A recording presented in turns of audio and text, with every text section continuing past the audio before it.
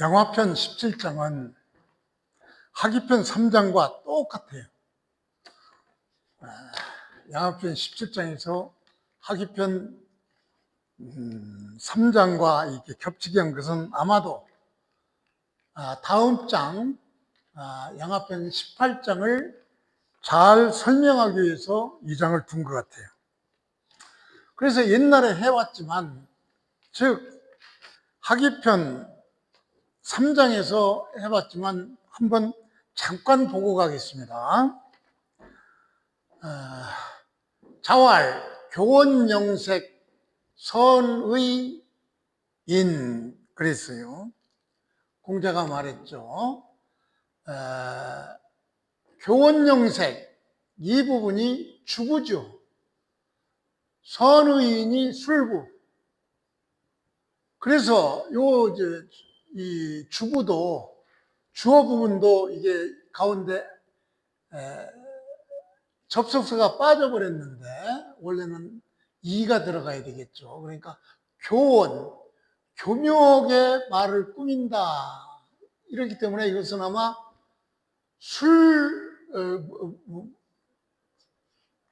이거는 수식구조.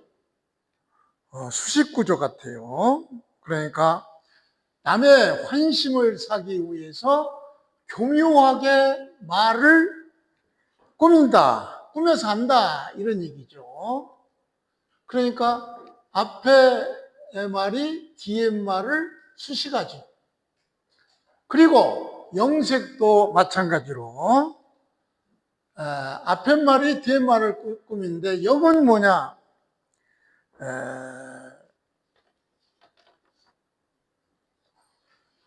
아름답게 꾸미다, 이런 얘기예요. 아름답게 꾸미다, 또는 뭐 아양 떨다, 이런 얘기도 있는데, 여기서는 뒤에 꾸미는 본래 말이 얼굴빛이니까 얼굴빛이나 표정을 아름답게 꾸민다. 왜? 이것은 전부 남의 환심을 사려고 이러죠. 남의 환심을 사려고 말을 교묘하게 하고 얼굴빛을 아름답게 꾸미는 것, 이것이 이제 주부가 되고, 술부는 선의인인데 이건 아주 드물다를 강조하기 위해서 전치됐어요. 원래는 이 술부에서의 주어가 인인데, 선, 의 이래야 되죠. 이게 원래 이래야 되는데, 중국 한문에서는 강조하는 말을 되게 앞에서 내놓고 강조를 하죠. 그래서 이 부분을 지금 강조하기 위해서 이 선을 뒤에 나눴는데 도치시켰죠. 그래서 인이 드물다, 이런 얘기야. 응? 그러니까 남의 환심을 사기 위해서 말을 교묘히 꾸미고, 그리고 남의 환심을 사기 위해서 얼굴빛이나 표정을 아름답게 꾸미는 자는 인이 없고, 인이 없으니까 따라서 인덕도 드물다, 없다, 이런 얘기죠. 이 하기편 3장, 이걸 똑같이 양화편 17장에도 이렇게 다시 쓴 것은 아마도 양화편 18장을 잘 알기 위해서 이렇게 썼던 것으로 보입니다. 즉, 말을 교묘하게 꾸미고 얼굴빛을 보기 좋게 고치는 사람은 인이 참 드물구나. 그것을 바탕으로 해서 양화편 18장이 해석이 되는 것입니다. 그래서 양화편 18장은 공자는 겉으로 그럴듯하지만 본질을 흐리고 질서를 무너뜨리는 그런 것을 아주 경계한 장이 바로 양화편 18장입니다. 즉, 자주색, 자, 탈, 주. 잡색인 자주색이 예절에서의 그 원색인 주색, 붉은색을 흡수하여, 탈이라는 것은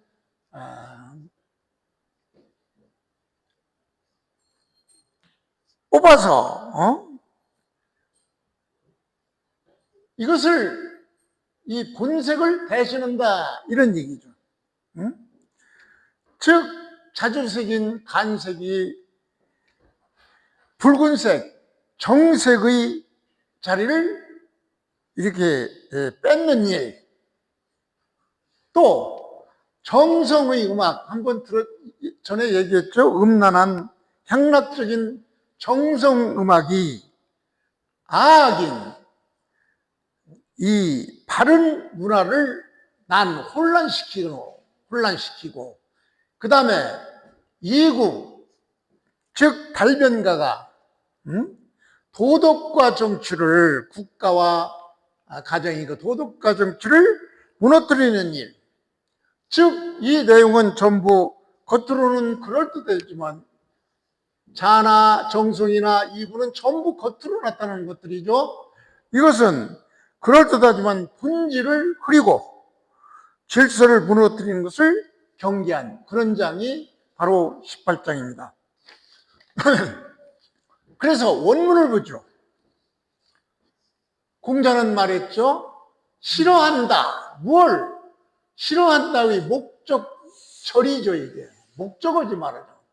싫어한 것을, 오의 목적어가 자지, 탈, 주야. 이게 목적절이죠.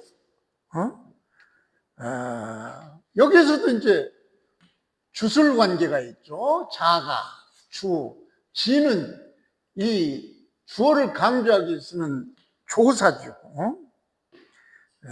그래서 이것이 수로는 탈, 빼앗다. 빼앗으니까 대신한다. 뭘?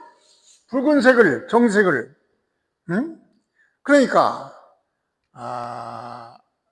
공자는 이 목적절을 싫어하는데, 목적절의 내용이 뭐냐? 이 자색이 보라색이죠. 보라색이라는 것은 간색인데 정색과 정색을 합친 게 자색이에요. 이걸 이제 요 부분은 예절에 대해서 예를 들은 건데, 사입이죠. 말하자면 가짜고 진짜는 주인데, 주는 예절에서 예법에서 가장 바른 색으로 보는 게 이 붉은색이에요. 그러니까 가장 바른 색으로 보는 주색의 자리를 뺏어서 자리를 대신한다. 뭐가? 이 간색이. 그래서 공자는 뭘 싫어하느냐? 이 보라색이 정색인 붉은색을 뺏어서 그 자리를 대신하는 것을 싫어한다. 즉 잡색인 자주색이 정색인 붉은색을 흡수해 지워버린다. 그러니까 가짜가 진짜 노릇하는 것이 싫다. 예절에서 이런 의미죠.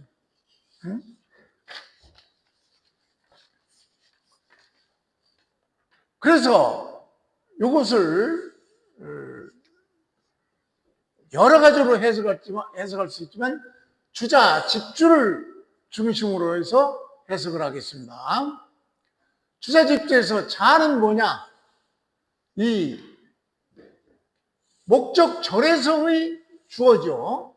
자를 주자, 집주에서는 간색지호자로 했어요.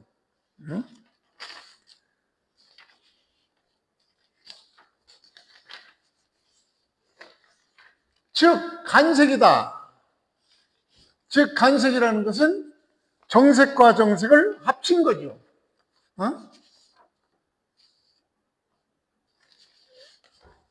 그러니까 간색이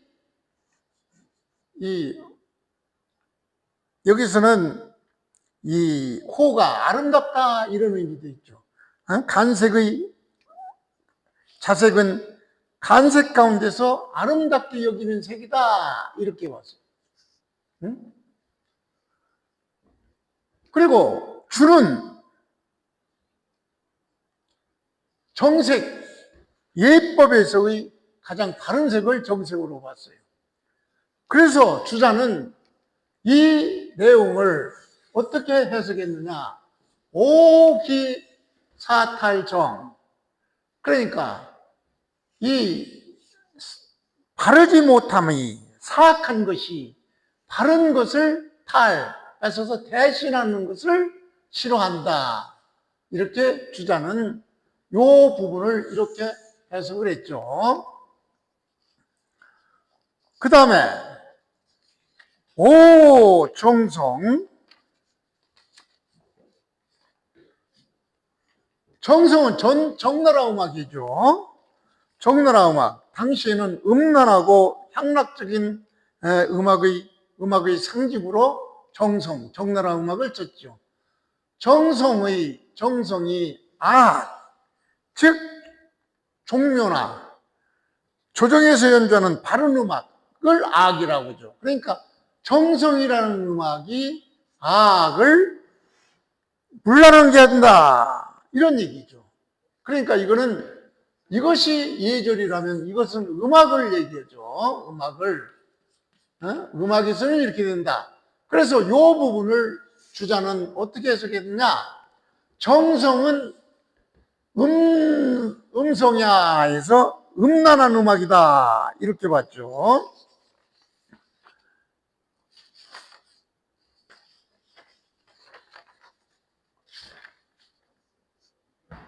그리고 악은 정악이다. 이렇게 봤어요. 그래서 주자는 이 부분을 어떻게 해석했냐? 오기 음란정야.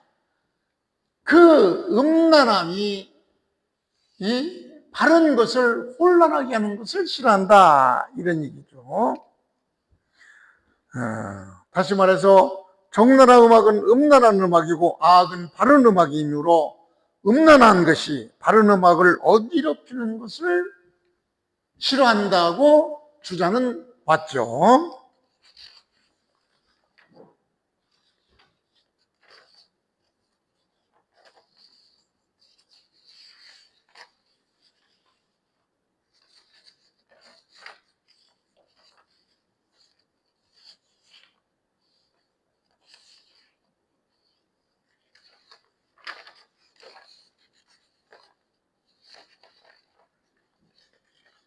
그 다음에 오이구 지복 방가자.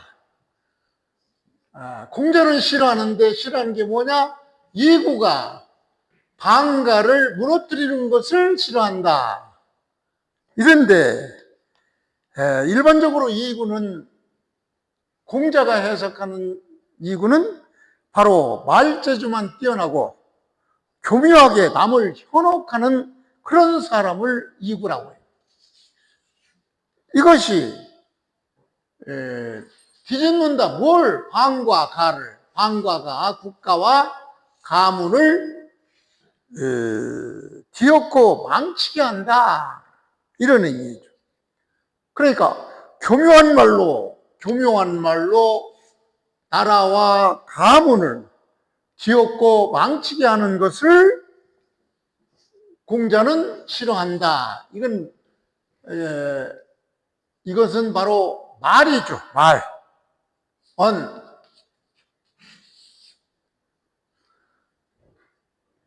그래서 이것을 주자는 어떻게 해석했느냐?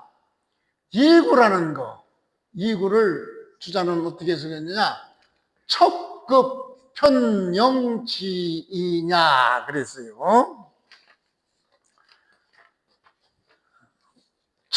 첩이라는 것은 민첩할 때 첩이 빠를 첩, 빠르게 말한다. 급주다. 그러니까 바로 이 이구라는 것은 첩급, 말이 빠르고 교묘하여 편령도 이것이 편도 아첨하다. 아첨할 편, 아첨할 영이니까 아첨하고 이런 얘기. 아첨하는 사람이다. 말이 빠르고 아첨하는 사람.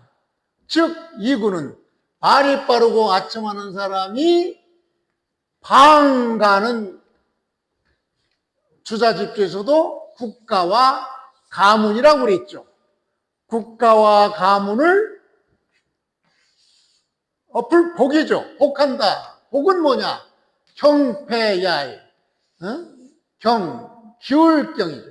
기울고 패는 망한다. 즉 복은 바로 나라가 엎어져 망한다. 복은 넘어뜨리고 망하게 한다. 이런 얘기죠. 그래서 주자는 이 부분을 어떻게 해석했느냐? 오기이구설 복인지 방가야로 했어요. 주자도 싫어한다는 이 목적절이 뭐냐? 이 구, 말재주와 혀로, 이 혀로 인지방가, 국가와 가문을 복은 뒤엎는다 이런 얘기죠. 복은 여기 복, 경패야, 뒤집고 망하게 한다 이런 얘기죠.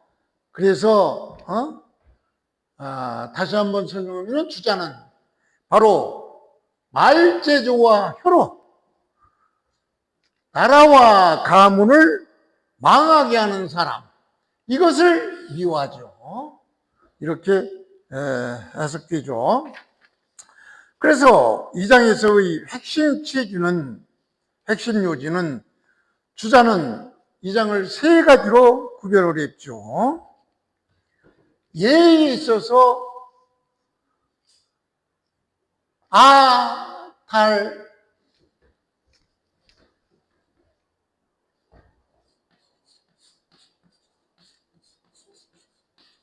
아탈정,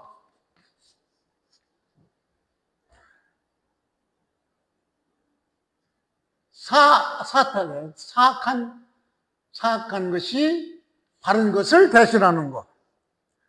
사탈정. 그러니까 예절에 있어서 바로 사악한 것이 바른 것을 대신한다. 하나의 이 원리를 하나씩 설명을 했죠. 바른 것이 사악한 것이 바른 것을 대신하는 그 원리를 하나씩 대신했는데 즉 예에서는 색이 즉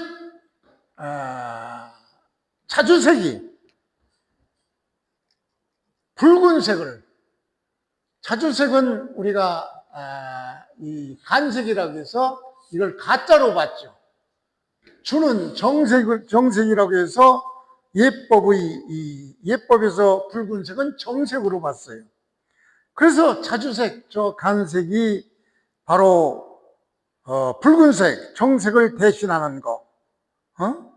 이것이 바로 가짜가 진짜를 대신하는 그 한 가지 예를 들어서 설명을 했고, 그 다음에 음악 부분에 있어서는 이거는 음악 부분이죠.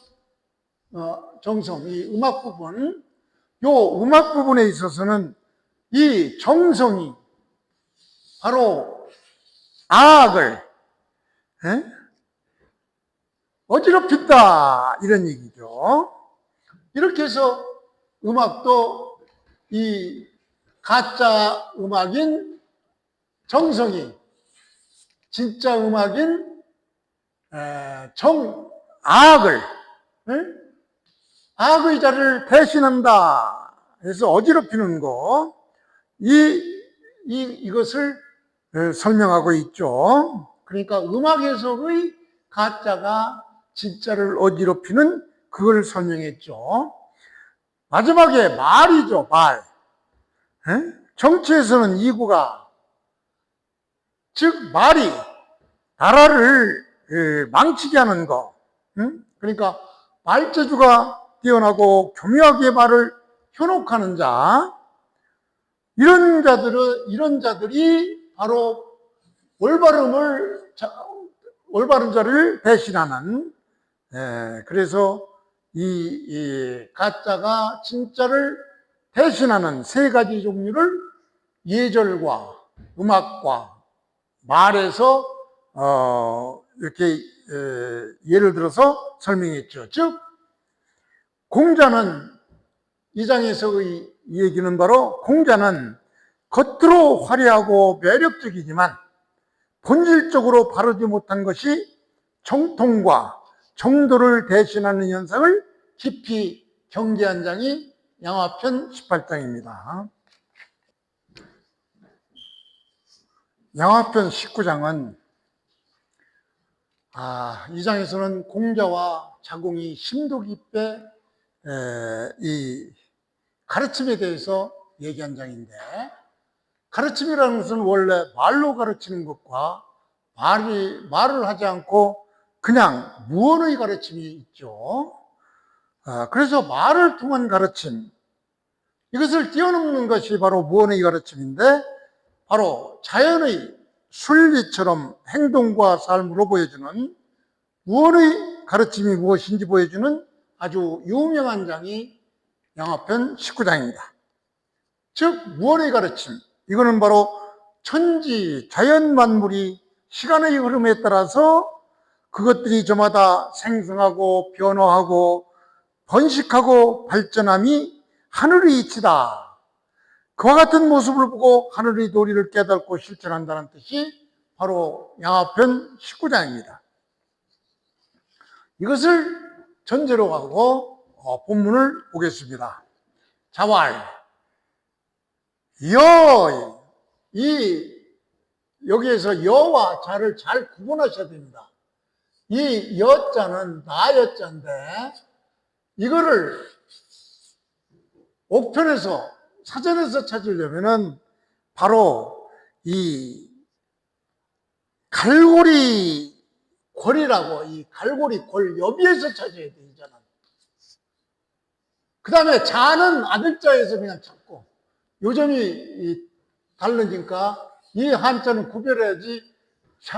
이 여와 자가 비슷하게 생겼는데 전혀 달라요.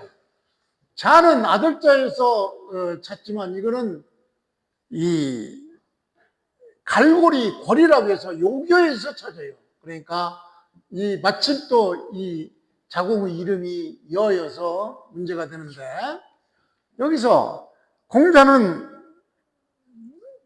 이 나여조다. 공자는 이게 이제 나는 이게 이제 뭐 위에 뭐 바란다. 무언 말을 하지 않기로 한다. 이런 얘기죠. 무언은 술목이죠. 말이 없다.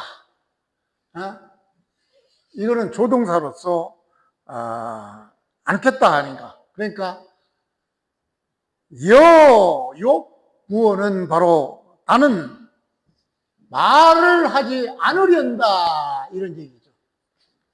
지금까지 말로 가르쳤는데 이제부터는 말로 하지 않고 무언으로 교육을 시켜야겠다, 이런 의미가 담겨져 있겠죠.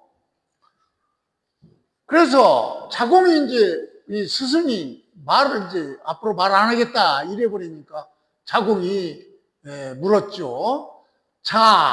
이 공자죠. 여기서는 이것도 공자지만 이것도 공자인데, 여기서는 선생님이죠. 선생님이 만약에 if 불언, 무언이 이제 여기서는 불언인데 말을 하지 않으신다면 이랬죠.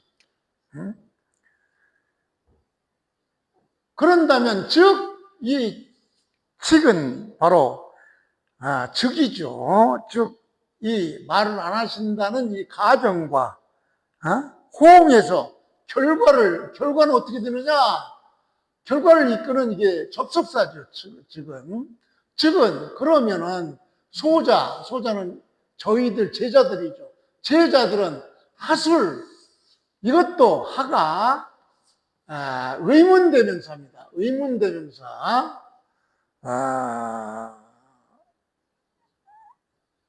의문대명사인데,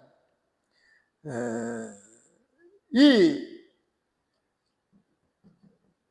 의문대명사인데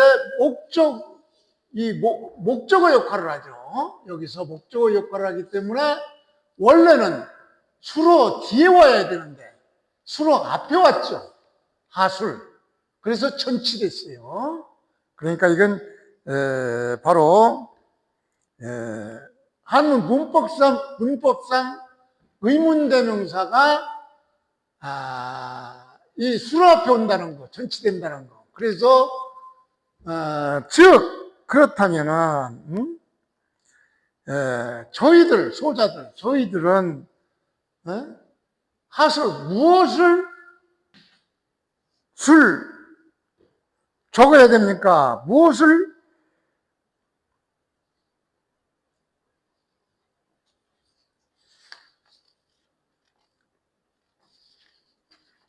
경서에 기록해야 됩니까? 라고 묻는 것이죠. 그러니까 선생님께서 말씀을 안 하시고 가만히 계신다면은 우리들 제자들은 무엇을 수료해야 됩니까? 무엇을 가르침을 받아야 됩니까? 무엇을 적어야 됩니까? 뭐 이런 얘기죠.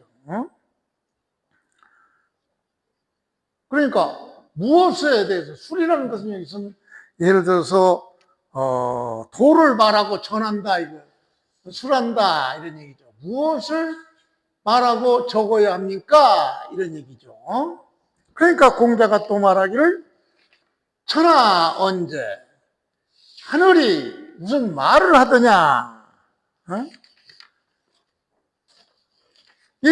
여기서 천은 바로 우주의 주제자죠. 즉 자연의 섭리를 의미해요. 우주의 주제자 천은 자연의 섭리가 언제 무슨 말을 하더냐 이렇게 이제 공자가 물었죠. 그래서 이 자연의 섭리라는 것은 바로 어떻게 되느냐? 사시행언하고 백물생언하니라. 사시가 행, 사계절이 바뀌어가고 행, 시간이 흐른다 이런 얘기죠. 봄, 여름, 가을, 겨울이 행, 바뀌어가고 백물이 생활한다. 백물은 모든 온갖 만물이죠. 온갖 만물이 생은 여기서 생육, 화성을 얘기해줘. 즉 만물이 낳고 자라고 열매로 화하고 새 생명의 바탕인 씨를 완성하고 이런 일을 만물이 자연스럽게 자연의 섭리에 의해서 이렇게 되는데 이 천하 자연의 섭리가 무슨 말을 하더냐 이런 얘기죠.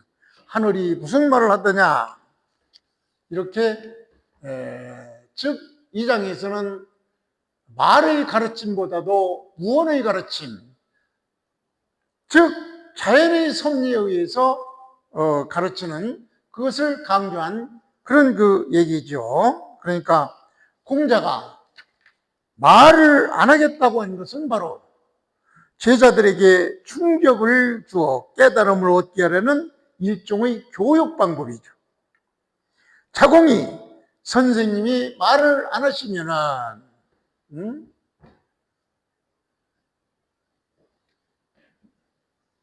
자여불언 선생님이 말을 안 하시면은 경전에 기록할 그런 내용은 없지 않습니까? 소자, 하술은 무엇을 우리는 기술해야 되겠습니까? 이렇게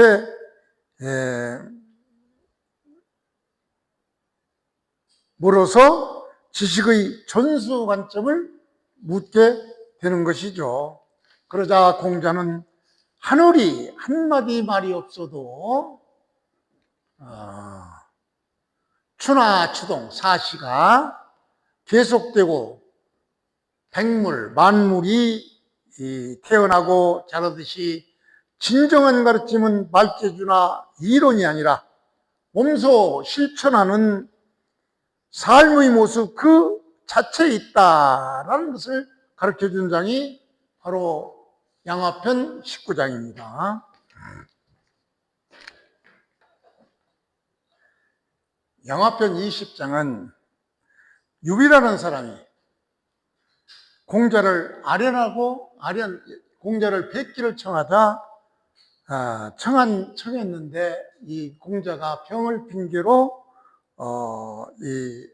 일부러 안 만나고 다른 방법으로 이 거절의 의사표시를 한 것이 바로 20장인데, 다시 말해서 유비라는 사람이 공자를 보기를 원했으나 거짓을 병을 핑계로 해서 만나지 않았어요. 그런데 일부러 이 심부름꾼이 전령자가 나가자 자신이 노래를 불러서 실제로는 병 때문에 만난 것이 아니라 자신이 의도적으로 유비 너를 만나지 않았다라는 것을 분명히 의사를 밝히는 그런 얘기입니다. 그래서 주자집주에서는 이것을 어떻게 얘기했느냐, 유비라는 자가 예를 배우러 공자를 찾아왔어요. 그래서 공자께서는 그 사람을 만나고 싶지 않아 병을 핑계 삼아서 사양했지만 일부러 검은 고를 다며 노래를 하면서 자신이 병 때문에 너를 만나지 않았다, 이걸 표시해 준 거예요. 즉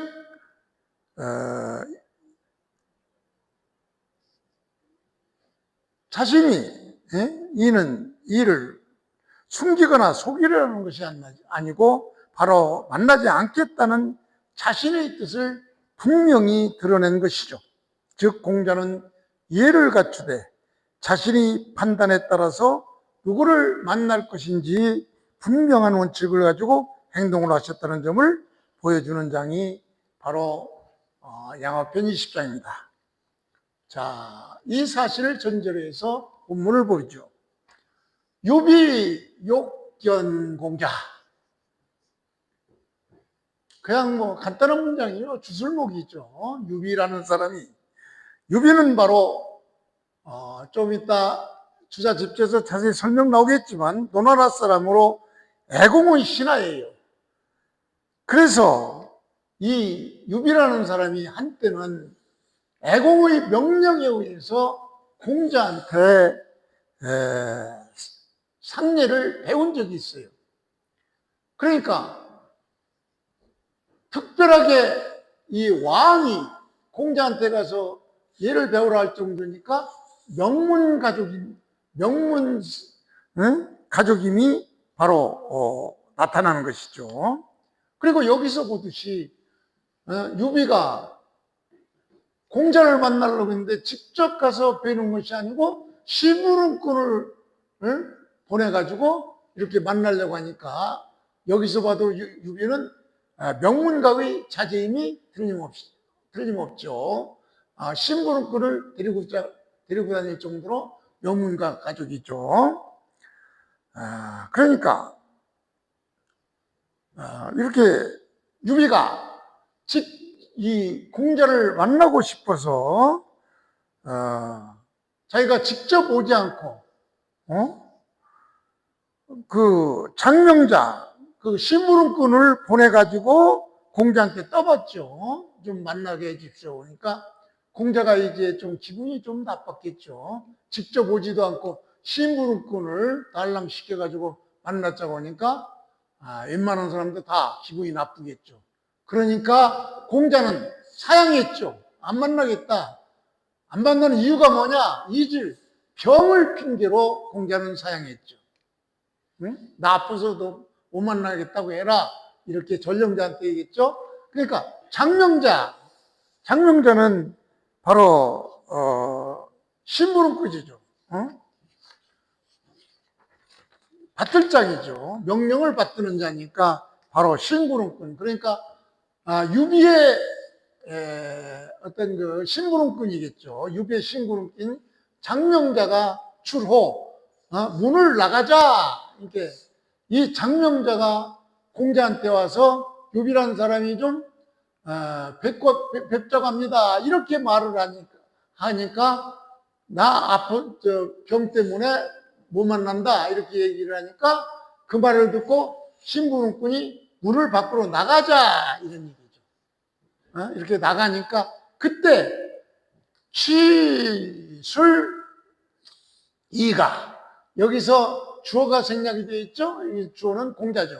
공자는 취술 검은고를 가지고 검은고를 타면서 노래를 했다 이런 얘기죠. 그러니까 심부름꾼이 나가자마자 검은고를 타면서 이 노래를 불렀죠. 그래서 사지 문지 이게 핵심인데 이렇게 검은고를 타면서 노래한 것은 바로 누구한테 듣게 하느냐? 이 지는 바로 유비죠. 유비가 그 노래를 듣도록 이렇게 시켰다. 이 사역동사니까 듣도록 했다. 그래 밖에서 심부름꾼을 보내서 공자한테 만나자고 하니까 공자가 나 병 때문에 못 만난다고 하고 나오니까 나가자마자 검은고를 타면서 노래를 하는 것은 누구를 들으라고 했느냐? 바로 유비 들으라고 그 음악을 유비가 들으라고 이렇게 노래를 했던 것이죠. 그런데 이 부분도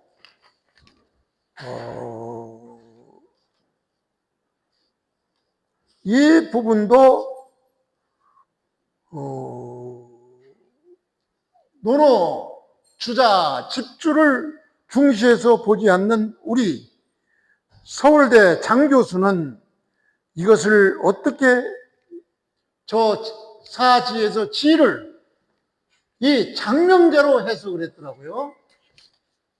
즉 그가 해석한 내용을 보면 공자가 검은고를 타고 노래하며 그 사자에게 들려주었다. 그 사자, 장면자에게 들려줬다. 이렇게 해석을 했더라고요. 그러니까 이 서울대 장 교수는 이 주자, 집주는 거의 참고를 하지 않는 그런 경향이 있어서 그런지 몰라도 그렇게 했었는데 이건 누가 봐도 이 장명자, 심부름꾼 들으라고 검은고를 타면서 노래한 게 아니죠. 검은고를 타고 노래한 것은 이 지가 바로 유비죠. 유비 들으라고 심부름꾼이 나가자마자 검은고를 가지고 노래를 했던 것이죠. 그러니까 문지는 바로 그 음악을 들으라고 누구에게? 바로 유비에게 들으라고 했던 것이죠. 그러니까 사지 문지에서 바로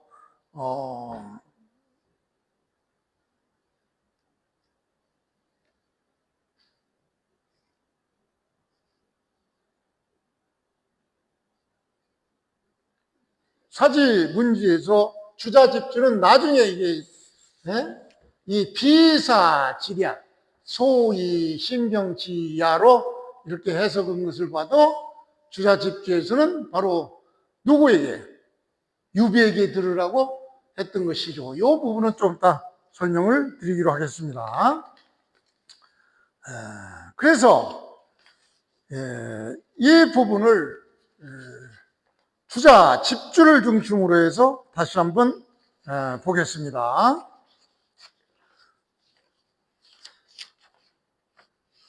주자 집주는 유비를 노인, 노나라 사람으로서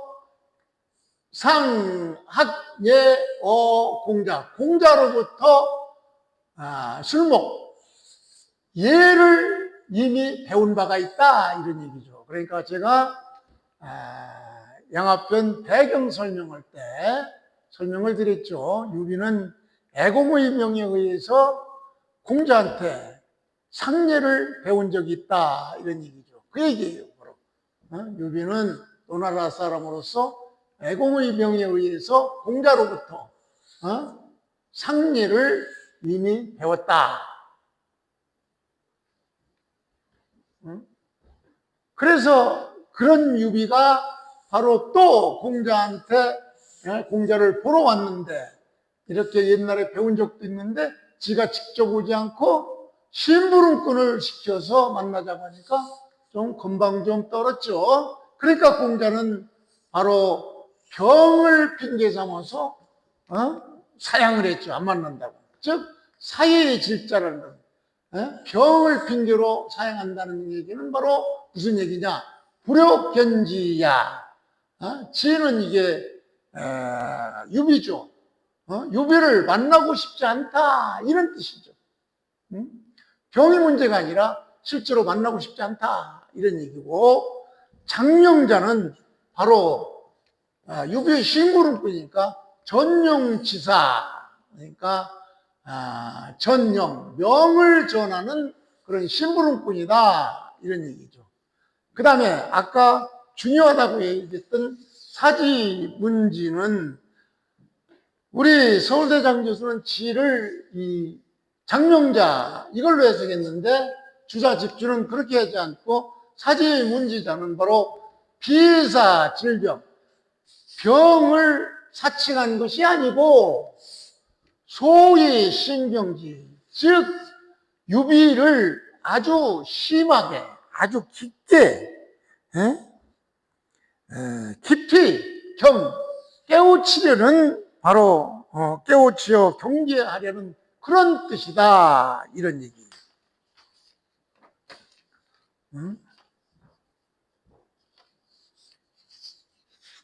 다시 한번 보면은 이게 가장 중요하죠. 여기서 사지문지자는 바로 공자가 병을 사친 것이 아니고 뭘 하느냐, 이 유비를 아주 심하게 깨우치려고 하는 데 있다. 그러니까 간접적인 교육이죠. 내가 너를 만나지 않는 것은 너에게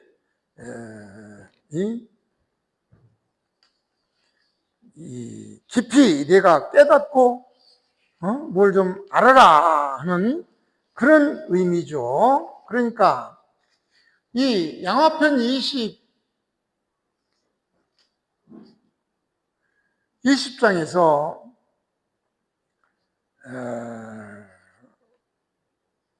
공자의 이 교육 철학과 인간관계를 보여주는 그런 장인데, 과거 노나라 임금인 애공의 명을 받아서 공자가 유비에게 상례를 가르쳐 준 적이 있어요. 있는데 왜 유비가 찾아왔는데 공자가 병을 핑계로 만나주지 않았나? 말로는 거절하고 행동으로 가르침을 준 것이에요. 병 때문에 만나기를 거절하고 바로 유비에게 검은고를 켜서 노래를 했죠. 이는 바로 내가 아픈 게 아니라 너를 만나기 싫어서 거짓말한 것이다. 거절한 진짜 이유는 옛날 예를 가르친 제자임에도 당시 유비에게 심각한 태도나 도덕적 결함이 있었다는 것을 알고 있죠. 즉 가르침을 받고도 고치지 않는 오만함, 즉 심부름꾼을 데리고 다닐 정도의 면문과 자제의 그 한계, 또 공자는 배움에 진정성이 없는 사람이라는 것을 알았죠. 그래서 유비가 권력의 배경을 믿고 오만하거나 말로 해서는 알아듣지는 못하는 사람은 만나주지 않고 노래로 반성하도록 이렇게 가르침을 줬던 장이 바로 양화편 20장입니다.